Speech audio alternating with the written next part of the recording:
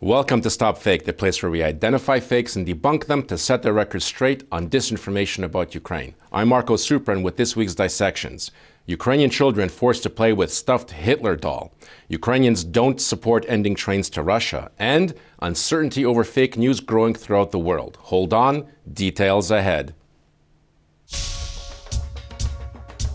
Wenn der Führer says, wie ist der Master Race? At the end of July, the Kremlin propaganda machine came up with a new fake that even surprised our seasoned StopFake team.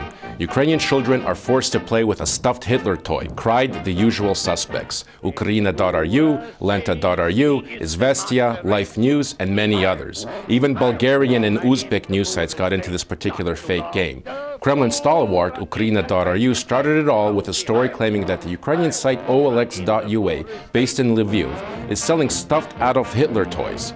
The story shows a screenshot of a Hitler-like knit figure complete with a tiny black mustache and swastika, and features a hyperlink to the OLX site, which doesn't take you to the tiny woolen Führer, but to an OLX search result page. We searched the OLX site using Ukraina.ru's description of the toy and got this response: nothing found to match your description.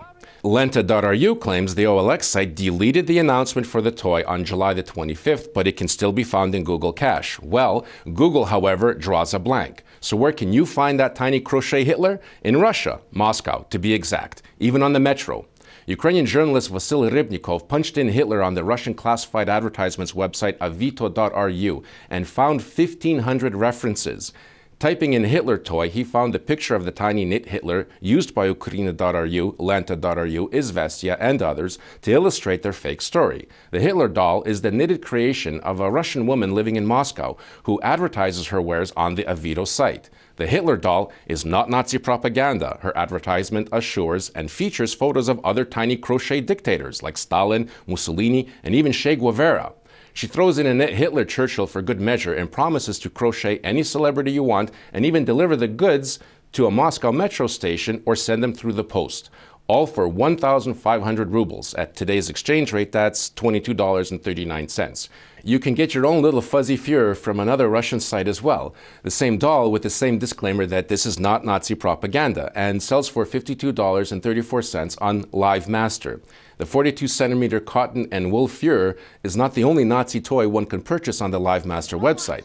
There's also a Mein Kampf marionette dressed in an SS-type uniform with mad eyes and a Hitler mustache. There's a Hitler bust, a Hitler portrait, and other assorted Nazi paraphernalia.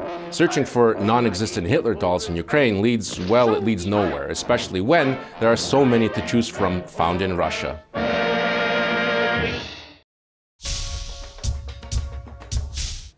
One of the simplest ways of constructing a fake narrative is to conduct a quick vox pop on the street and present the results as a sociological poll reflecting public opinion. Pro-Kremlin site Ukraina.ru did exactly that. Its correspondent took a brisk walk down Kyiv's central thoroughfare, Khreshchatyk, and asked 6 people if they thought rail connections between Ukraine and Russia should be abolished. All the respondents said contacts between Ukrainians and Russians should continue. Our lives are connected, I don't mean with Putin, but with Russia, says one woman. People should be allowed to travel where they want to, replies another.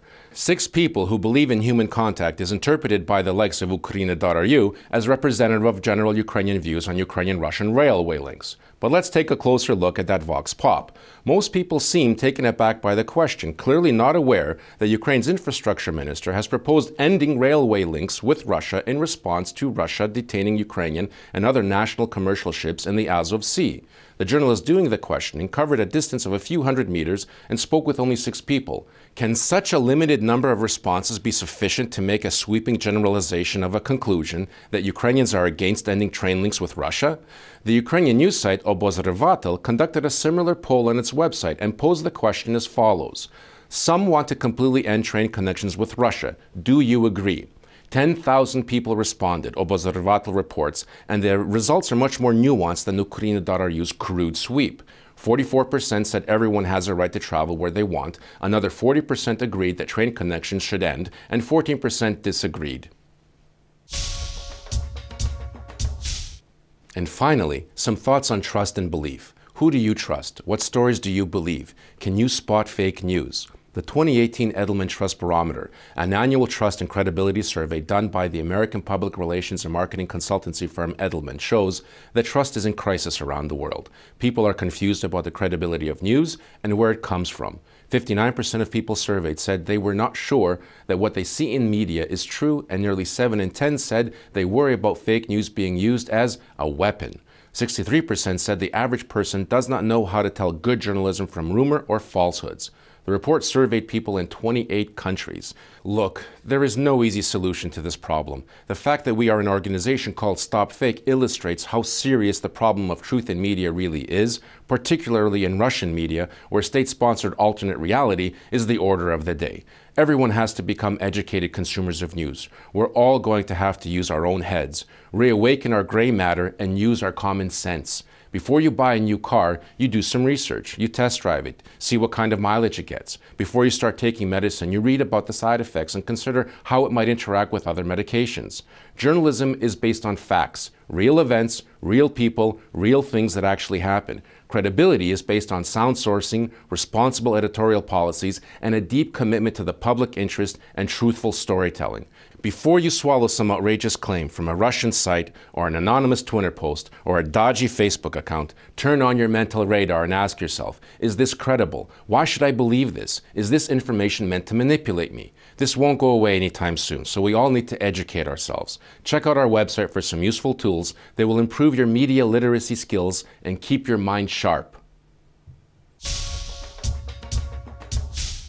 That's it for this week, and thanks for tuning in. Remember, you can help us preserve truth and true reality. If you spot any fakes about Ukraine, send them to us for a truth autopsy. And be vigilant. Don't consume fakes. Tips on how to do that are on our website, stopfake.org. I'm Marko Suprun, and this is StopFake.